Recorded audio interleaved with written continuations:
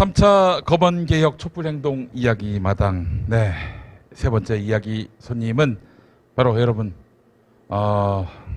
뭐라고 소개해드리는 것이 좋을까요? 전 대선 경선 후보, 전 법무부 장관. 이걸로 모자랍니다. 추장군님, 추다르크님, 어서 오십시오. 네. 안녕하세요. 안녕하세요. 네, 검찰 개혁의 화신, 지대 개혁의 아이콘 우리 추미애 전 장관님 모시고 함께 이야기 나누도록 하겠습니다. 정말 너무너무 시원했습니다, 장관님. 제가 사실은 이 카드 내역서를 쫙 봤는데 그 전에는 이제 약국에 참 많이 갔었어요. 왜냐하면 속이 좀 답답한 일들이 많이 있고 그래서 많이 먹어서 또 그런 것도 있고요. 근데 지난 9월 동안에는 약국 간 일이 없었어요. 왜냐? 주말마다 엄청난 소화제를 마셨기 때문입니다. 추미애라는 소화제를 마셨습니다. 예. 정말 그 연설을 듣는 게 뭐 삶의 모든 시름을 다 털어낼 만큼 정말 우리 민주 시민들이 목말라 했던 말씀들을 해주셨어요. 그때. 예. 아마도 밖에 있는 그 지지자분들께서 이러시더라고요. 지금 우리 김용민 PD님하고 똑같은 말씀. 내 마음속에 들어왔다가 나간 것처럼 그렇죠. 하고 싶은 말을 그대로 해주셔서 너무 위로가 된다. 그럼요. 힐링이 된다. 그 말씀을 하시더라고요. 정말 우리가 얼마나 많은 빅엿을 먹었습니까? 그런데 아주 최근에 또 우리 윤석열 씨가 본인이 추미애 장관님이 이제 징계위원회를 소집해서 징계를 내렸는데 불복하는 차원에서 이제 소송을 냈다가 본안 결과가 나왔습니다. 1심 판결이 나왔는데 거기서는 징계는 너무 약했다. 도리어 너무 약했고 면직할 만큼 그런 아주 중범죄를 저질렀다는 식으로 이제 판단이 나왔는데 그러면서 또 우리는 속으로 외쳤죠. 이번에도 추미애가 옳았다. 추미애가 옳았다. 감사합니다. 박수 한번 더 쳐주시고. 일단 뭐 그것부터 한번 여쭤보겠습니다. 이 행정법원 판단 어떻게 보셨습니까? 사실은 윤석열 후보 쪽에서 그게 정치적이다. 대장동을 덮기 위한 거다. 이런 말을 막 하더라고요. 아마 그 법원의 판단을 이렇게 생각했던 모양이에요. 소의 이익이 없다. 말하자면 본인이 검찰총장을 그만뒀기 때문에 그 정직이나 이런 징계 처분이 있을 필요가 없는 거잖아요. 신분이 이제 검찰총장이 아니니까. 그러면 아마도 그 임시처분 할 때 본인이 유리하게 받았던 것을 가지고 난 깨끗하다. 법무부 장관이 무리했다. 이렇게 프레임을 여전히 갖고 가려고 했는데 그게 이제 좌초가 됐거든요. 그렇습니다. 사실은 소송을 취하했으면 되는데 어제 국정감사장에서 이 정치 재판이다라고 막 따져 물었어요. 권성동 의원이. 측근. 그러니까 그 법원에서 답변하기를 아마도 원고 쪽에서 빨리 재판해달라. 라고 한 것으로 알고 있다. 그러니까 이제 윤석열은 본인이 이제 소송을 제기한 것도 몰랐던 것 같고 까먹었던 것 같고요. 또 법원에서 하는 얘기는 아니 빨리 판단해달라고 해서 빨리 판단해줬는데 이걸 갖고 이의 제기를 한다는 것이 말이 되는가라고 얘기한 것 같습니다. 그걸 이제 조목조목 판단했죠. 사실은 그 가처분 소송은 임시적인 거예요. 당시에 법무부에서 법무부 그 감찰을 진행했던 분들이 가서 이유를 설명하려고 했더니 판사가 제지를 했어요. 이것은 본안 판단이 아니다. 그러니까 그냥 소명만 하라. 라고 해서 그냥 법무부 쪽에서 주장을 다 안 들었어요. 본안 가서 판단하라는 거죠. 그리고 이제 가처분 판단 때. 그래서 사실은 임시적으로 그 윤석열 쪽의 손을 들어둔 듯이 됐지만 그때가 12월 24일 밤이었습니다. 제가 크리스마스 이브에 정말 기분이 어마어마하게 좀 무너졌고 그 이튿날 확진됐습니다. 장관님. 면역력이 아주 바닥으로 치달아서 그랬었는데 맞아요. 그때 막 답답해하셨죠. 대응 방송을 할 수가 없으니까. 글쎄 말입니다. 쓰러졌어요 그때 지금 한마디로 얘기해서. 어제처럼 기억이 환합니다. 그래요. 그래서 본안에서는 그 조목조목 다 판단을 했죠. 그리고 증거를 다 얘기를 했죠. 그러니까 소상하게 증거에 의해서 판단을 판사가 네. 한 것을 가지고 예. 윤석열 후보가 대장동을 덮기 위한 정치재판이다 하는 것은 예. 참으로 뻔뻔하고 예. 어처구니가 없는 여전히 잘 모르는 사람들을 향해서 프레임 걸기를 시도하고 있는 정말 그 정치적인 예, 의도된 정치검사예요. 발언. 정치검사임을 그렇죠. 또 인증을 네. 한 것이라고 네, 봐야 될 네. 것 같습니다. 네. 윤석열 씨 본인이 소송을 제기했습니다. 네. 본인이 소송을 제기해서 때가 돼가지고 판단한 건데 네, 그게 무슨 네. 대장동하고 무슨 상관이 있어요. 네. 정신 차려야지. 아이고 정말. 하여튼 뭐 그 결과가 얼마나 저에게 또 소화제가 됐는지 모르겠습니다만은. 근데 사실 그때 징계위원회 소집하실 때 네. 너무 그 힘드셨어요. 지난번에 또 추미애 TV에서 말씀하신 거 보니까 네. 이게 뭐 윤석열 쪽에 또 검찰 내부에 윤석열 끄다풀에 반발도 있었지만은 사실 같은 편이라고 여겨졌던 분들의 네. 발목 잡기 네. 장관님이 그걸 참 뚫고 나가시기가 쉽지 않았겠다 생각이 들었는데 그렇죠. 예. 근데 관철하셨습니다만 네네. 네. 장관은 징계를 청구한 사람이기 때문에 징계위에 들어갈 수가 없고 네네네 이제 징계위원들이 원래 구성이 돼 있는데 네. 그 명단들을 입수를 해가지고 네. 개개인별로 추적해서 격파를 보도하게끔 했습니다. 한 격파를 거죠. 했어요. 예. 그러니까 징계위원 두 분은 잠적해버렸어요. 네. 법무부에서 기일 통지를 하는데 나타나질 않아요. 예. 그리고 한 분은 뭐 호남 고향이 호남이다. 친정권 그 견해를 갖고 있다. 이렇게 조선일보가 마치, 보도했습니다. 그렇죠. 조선일보가. 예. 마치 징계위원으로 부적격한 성향을 갖고 있는 것처럼 네. 프레임 걸기를 시도하니까 네. 사실은 그 원래는 법무부 차관이 징계위원장을 맡게 돼 있었어요. 네네네. 그런데 법무부 차관도 징계위원장을 맡질 않고 외부에 새로 징계위원을 영입을 해서 그분으로 하여금 이제 징계위원장을 맡겼는데 네. 제가 누구라고 조남은 밝히지 않겠습니다. 제가 그래서 성은 얘기하겠습니다. 정모 씨라고. 네. 정모 그런데 씨. 그분이 갑자기 아직 심사가 시작도 안 됐어요. 네네네. 그런데 막 더불어민주당 그 원내대표한테 전화를 해가지고 네. 이게 징계감이냐, 징계 청구할 사안이냐, 네, 정무적 고려를 해야 되지 않느냐. 본인이 저기 징계위원장 하겠다고 네, 자원한 분이 그렇게 전화를 하고 네. 또 청와대의 그 민정비서관한테 전화를 해서 또 똑같이 얘기를 하는 거예요. 네. 당에서 정무적 고려를 할 필요가 있다라고 하더라. 이렇게 또 정무적 고려라는 건 한마디로 윤석열을 봐줘야 한다. 네, 이런 얘기 아닙니까? 자기 자신이 지어낸 말을 마치 당 원내대표가 한 것처럼 그렇게 또 얘기를 왜곡해서 전달을 하고요. 이 양반이 결국 징계를 그래서 정직 나중에 2개월로. 이제 제가 듣기로는 네. 모 언론사 대표까지 만났어요. 그 정모 씨가? 네. 징계위원장이? 네. 그래서 그 언론사 대표한테 아마도 여론을 만들려고 했던 것 같아요. 여론을 만들어 달라. 네, 예. 저 윤석열 징계가 과하다, 법무부 장관이 지나치다, 뭐 이런 식으로 여론을 사전에 형성하려고 했던 것 같아요. 이 양반 아주 골 때리는 양반이네요. 네. 그래서 저는 그런 부분도 다 수사가 돼야 된다 생각합니다. 그렇죠. 그러니까 이제 징계위도 주윤 갈등이라는 프레임 속에서 헤어날 수가 없는 것이고요. 네. 그래서 웃기게도 국민화합 차원에서 네. 그다음에 또 다가올 재보궐선거에 정치적 고려를 해야 하는 것이고 그래서 정무적 판단이 필요하다 라는 얘기를 했다고 해서 제가 나중에 그 결론이 네. 정직 2개월을 장관이 이제 결재를 하고 네. 그걸 또 대통령께 보고를 해야 되잖아요. 네. 그때 제가 한탄을 하면서 네. 징계위원회는 법리적인 판단을 할 의무가 있는 곳이지 네. 거기서 무슨 정무적인 판단을 한다는 겁니까? 그렇게 통탄을 했던 적이 있어요. 그런데 징계 의결서를 다 읽어보니까 도장을 찍기 전에 읽어보니까 해임에 상당할 만큼 중하다가 곳곳에 표현이 돼 있어요. 제 기억 속에. 네. 그리고 그대로 또 대통령께 보고를 드렸어요. 네.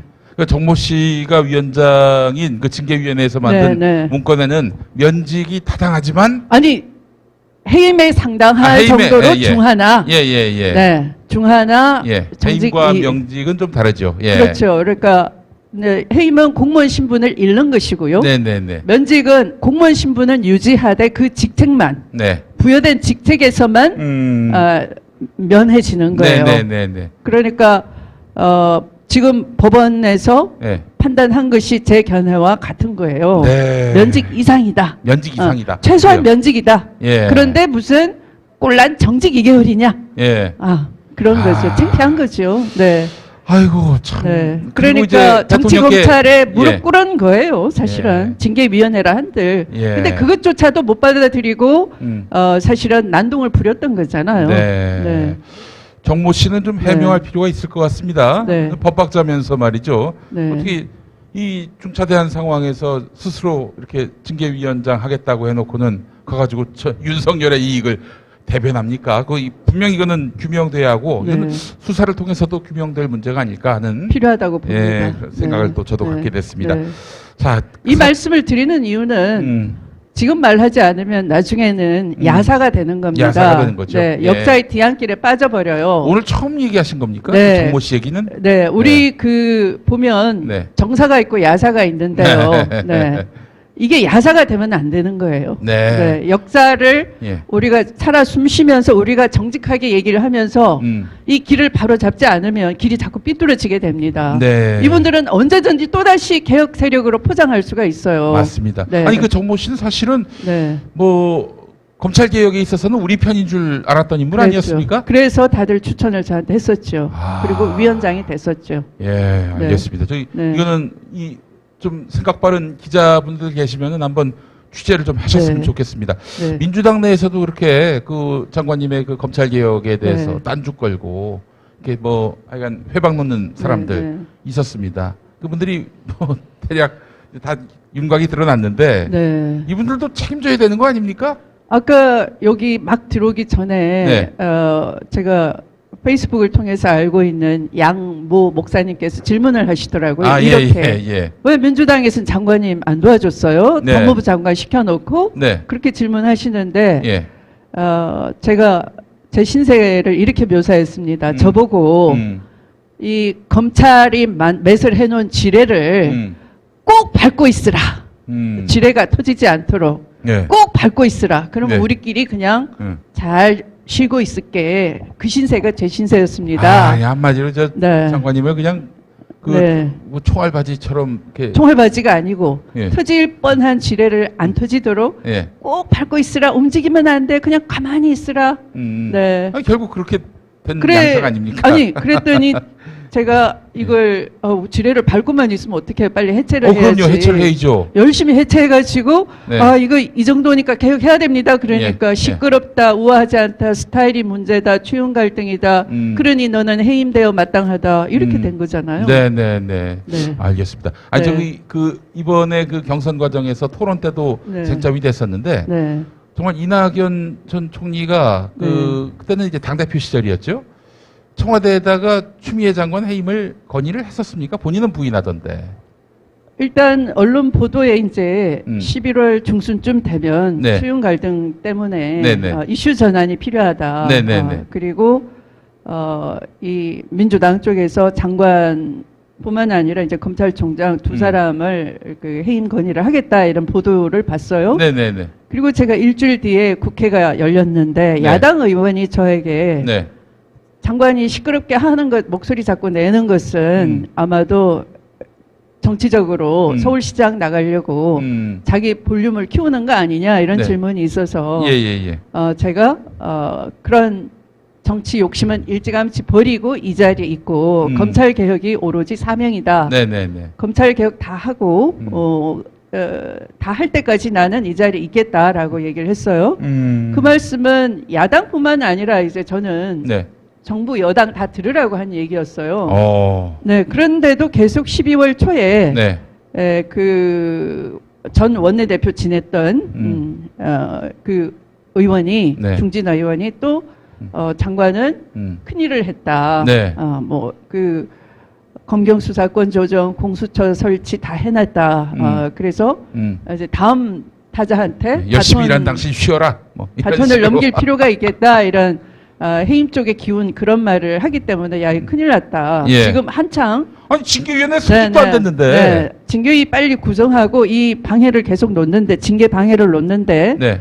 이걸 돌파해 나가야지만 되는 건데 나를 네. 흔들려고 하네 큰일 났다 해서 제가 이 대통령께 의사 전달이 될 수 있는 사람을 불러내서 만나요. 내가 지난번 국회에서 한 말 네. 그대로 내 진심이라고 받아다오. 네.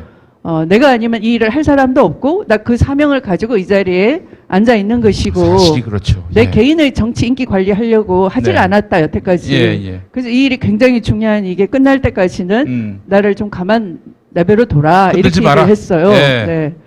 그랬더니 별로 심각하게 듣는 척을 안 했어요. 뭐 뉘앙스 분위기가 있잖아요. 네네네.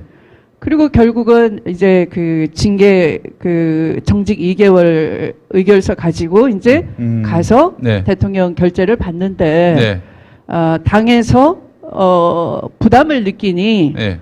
당 대표를 하셨기 때문에 네. 당의 입장을 잘 아시지요라고 예. 해서 제가 예. 그러면 제가 여기까지 저의 사명을 다 한 것으로 하겠습니다. 네. 하고서 나오게 된 거죠. 그 말씀을 누가 했습니까? 그 저기 뭐 당 대표도 하셨으니까 그 사정을 그것은 아십니까? 미루어 짐작하십시오. 아, 네.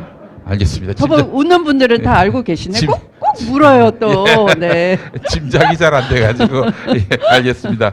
자, 우리가 네. 사실은 그동안 살아있는 권력에 대해서 눈치 네, 보지 않고 네. 당당히 수사하는 정의의 검찰로서 사실은 네. 윤석열 씨를 네. 생각을 했었고 그랬는데 아니 봤더니 이거 진짜 깡패 중에도 상깡패예요.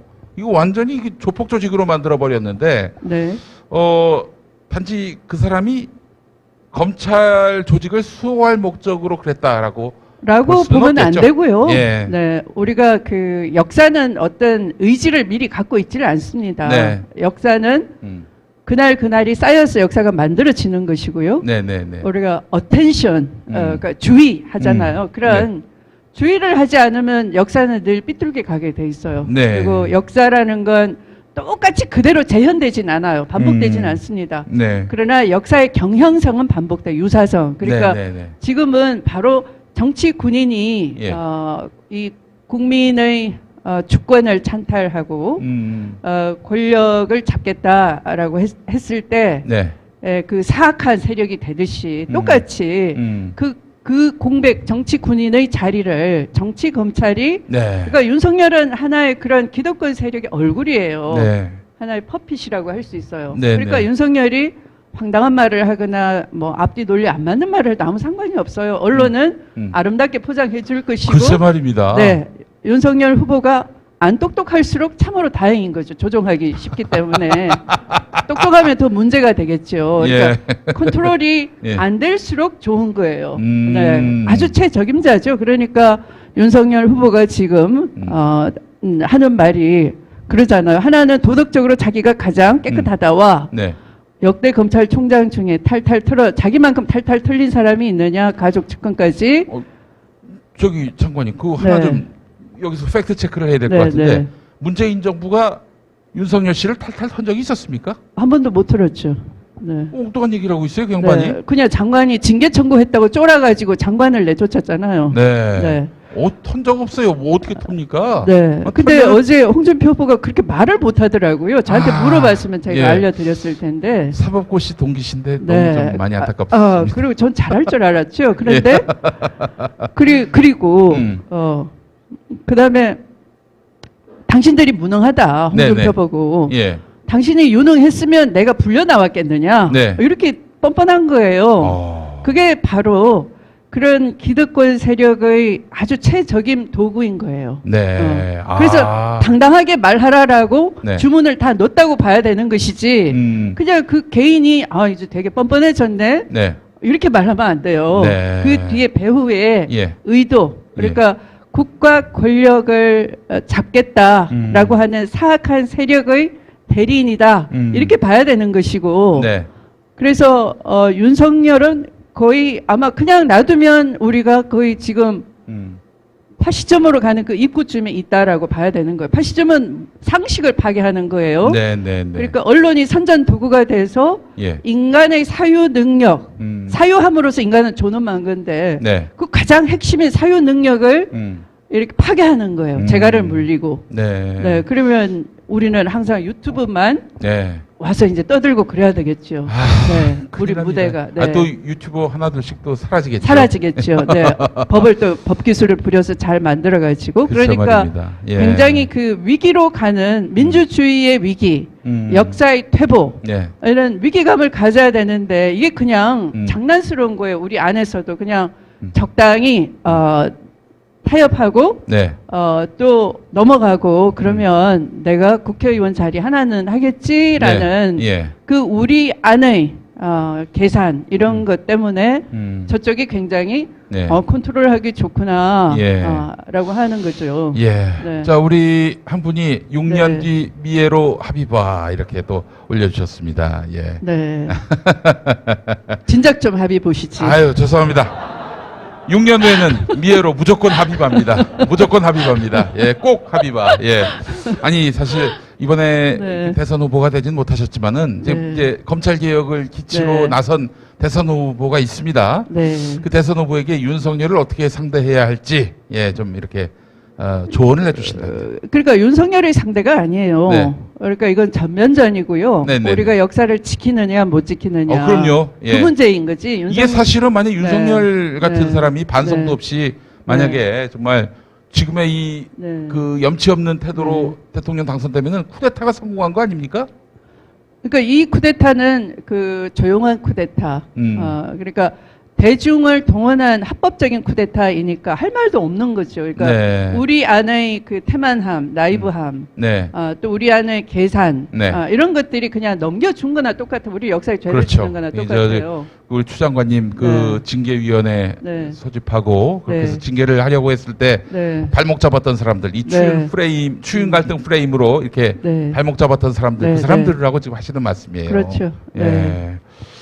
알겠습니다. 자, 오늘 사실은 그 온라인 집회 핵심 주제가 조선일보 규탄입니다. 네. 조선일보 지금 선수로 뛰고 있어요, 언론이. 네. 그래서 뭐 지금 하여튼 그 자기들이 마음에 안 들어하는 후보는 미담도 비리로 만들고요. 네. 윤석열 씨 같이 자기들 말 잘 듣겠다 판단되는 네. 좀 어리석긴 하지만 네, 말은 네. 좀 잘 듣겠다 싶은 그런 네. 이 대선 후보는 또 네. 화끈하게 밀어주고. 그렇죠. 그러니까 윤석열 후보의 그 도덕적 결함은 자기들한테는 이용해 먹을 수 있는, 타협할 수 있는 고리인 거예요. 네. 그걸 미화시켜주고 문제 삼지 않고 덮어줄게. 그러니까 우리와 이익을 공유해. 우리가 시키는 대로 좀 들어. 네. 그게 조정하기 좋은 거예요. 근데 네. 그런 결함이 우리는 없어야지만 국민을 이해시키고 끌고 갈 수 있는 힘이 생기고 네. 저쪽은 부패해야지만 또 이 같이 합을 먹을 수 있는 그렇죠. 고리가 되는 거고 그렇습니다. 그래요. 네. 예. 아니 네. 참 이 사람들 말하는 네. 거는 정인데 실상은 부조리를 네. 그 이 합리화하고 네. 정당화하고 네. 또 계속 그 기득권을 지속하려고 네. 하는. 네. 아 정말 참 이게 뱀에게 아침 이슬이 네. 독이 된다는 네. 그런 그러니까 말이 딱 맞는 것 같습니다. 그러니까 예. 우리가 똑똑한 사람들이 지금 신문사를 그러니까 우리가 이제 등장하기 전에 앞에 부동산 문제 얘기했잖아요. 네네네. 그런데 부동산 문제는 네. 그 부동산 문제만 보시면 안 돼요. 네, 맞습니다. 그러니까 왜냐하면 파시즘이 등장하기 전에는 경제적 불만이 굉장히 극심했어요. 네. 그건 무슨 얘기냐면 대중을 동원할 수 있는 네.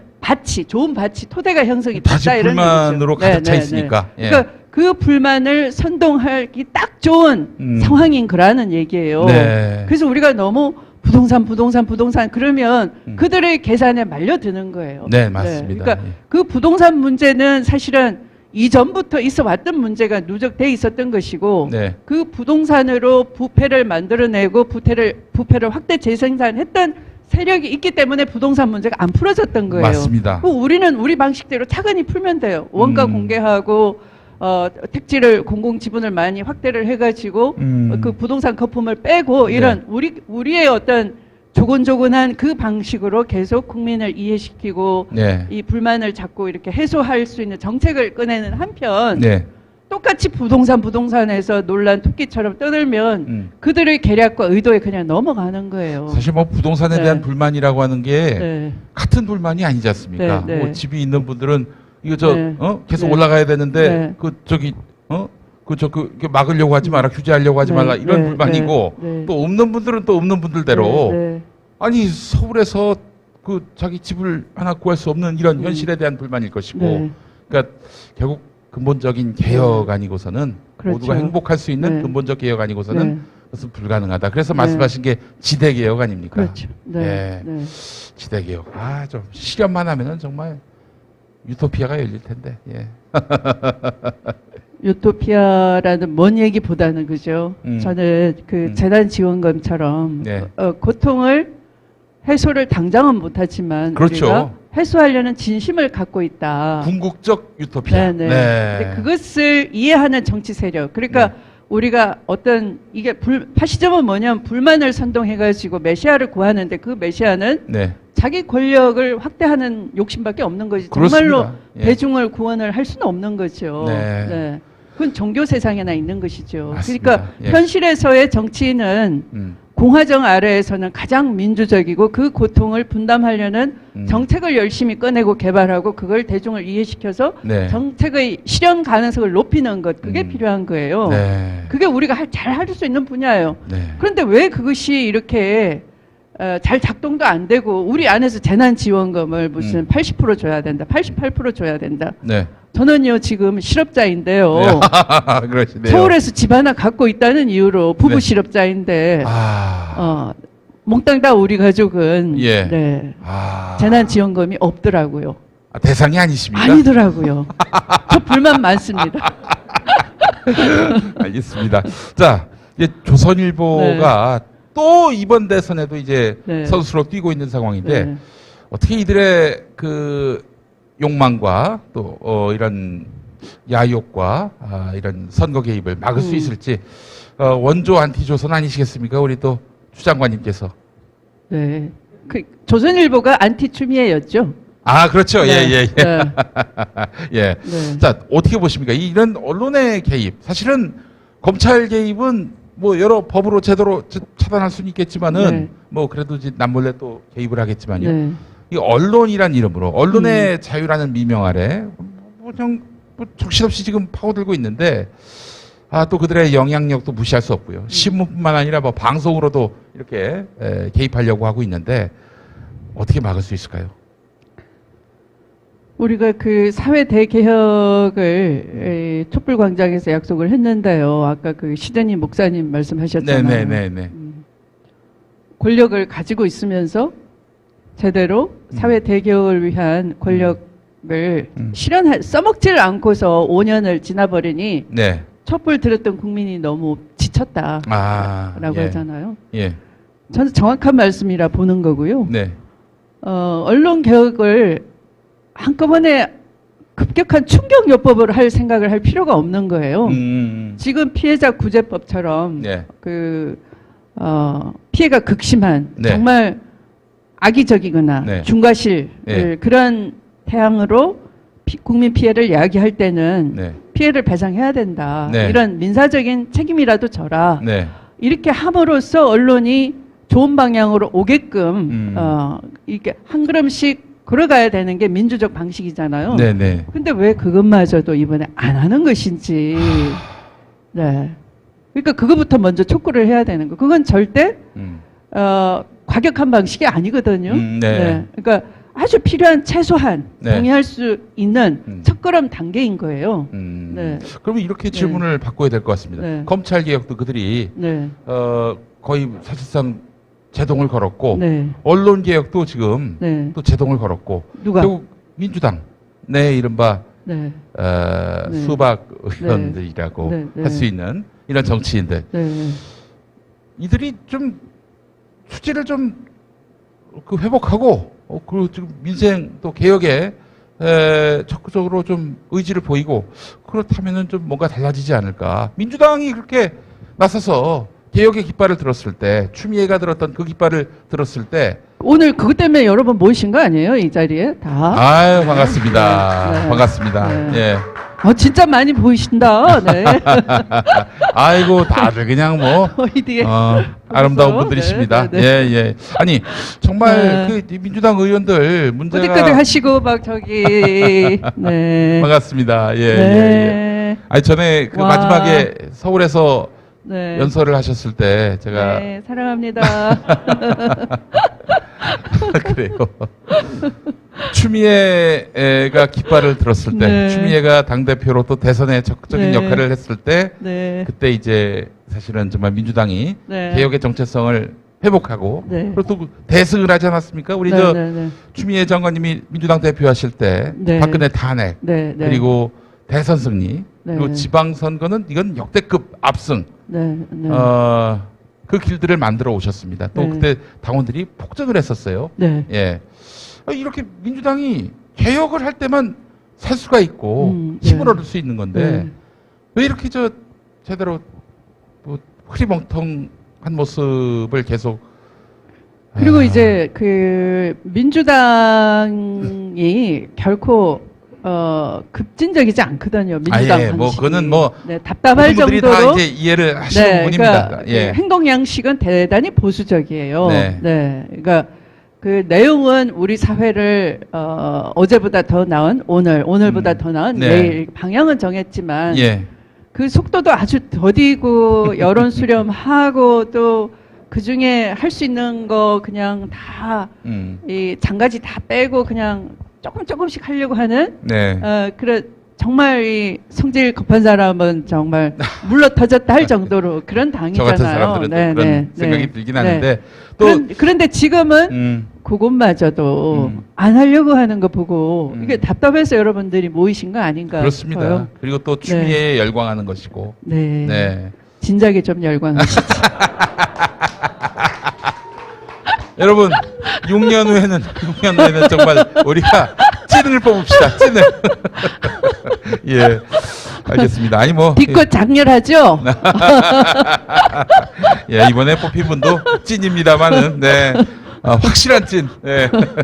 추미애 장관님 오늘 모시고 함께 이야기 나눴습니다. 자, 우리 촛불 국민들에게 마지막으로 이 검찰 개혁 어떻게 우리가 해 나가야 하는지, 시민들이 어떤 노력을 기울여야 할지, 또 이를 위해서 또 어떤 행동을 하는 것이 옳을지 좀 말씀해 주신다면요. 네. 그러니까 제도로서의 검찰만 보면 뭐 이 정도 했으면 됐다.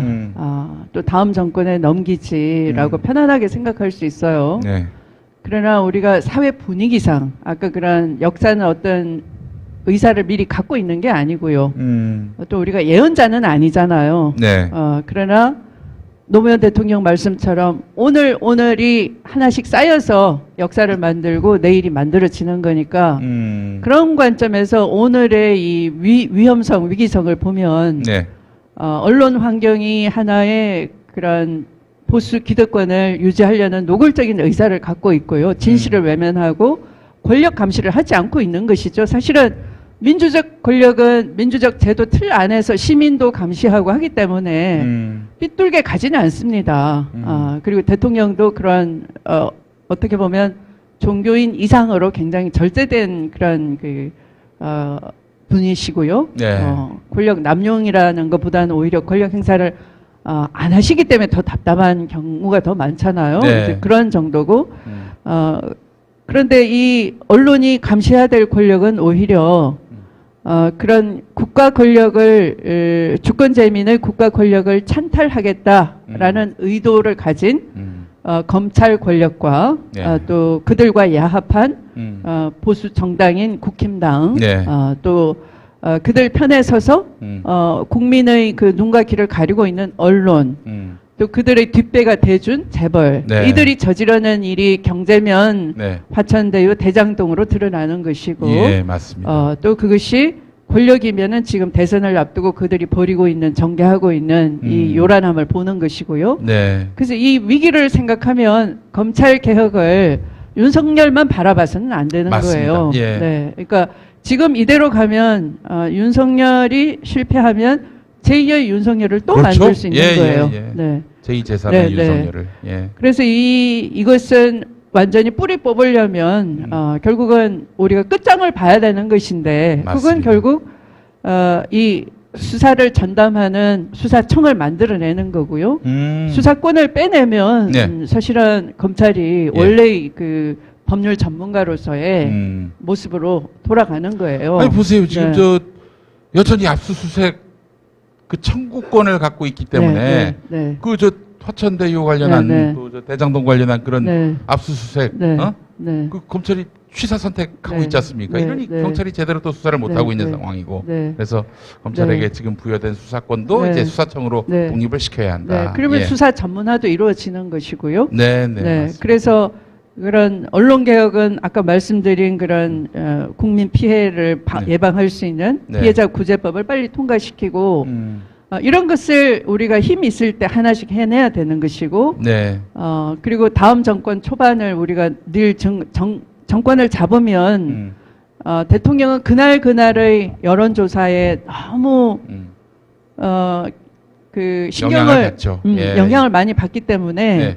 정권 초반에 정권을 잡고도 지지자의 그 소원대로 하려는 의사보다는 오히려 집토끼는 그냥 놔두고 네. 국민 통합 네, 타협하려고 하죠. 이라는 명제에 네. 더 이렇게 매몰이 돼서 네. 막 인사도 그냥 그 어떤 그렇죠. 초반에 약속했던 그런 공약을 실천할 수 있는 인사로 포진시키는 게 아니고 네, 엉뚱한 인사를 하는 네. 거죠. 그래서 정권 초반 힘을 굉장히 엉뚱한 데 써버리고 나면 나중에 정신 차리고 하려고 하면 힘도 없고 못해요. 그렇죠. 네. 예. 그래서 다음 정권은 초반이 대단히 중요하다. 그러니까 초반을 무슨 뭐 협치 이런 걸로 말아먹으면 안 되는 것이고 지금은 뭘 개혁해야 되는지 정답을 다 알았어요. 그러니까 네, 다음 네. 정권 초반은 개혁하는 최적기로 삼아야 된다 하는 걸 지금 뼈저리게 느끼는 거죠. 자, 박수 한번 치시죠. 네. 이거 정말 네.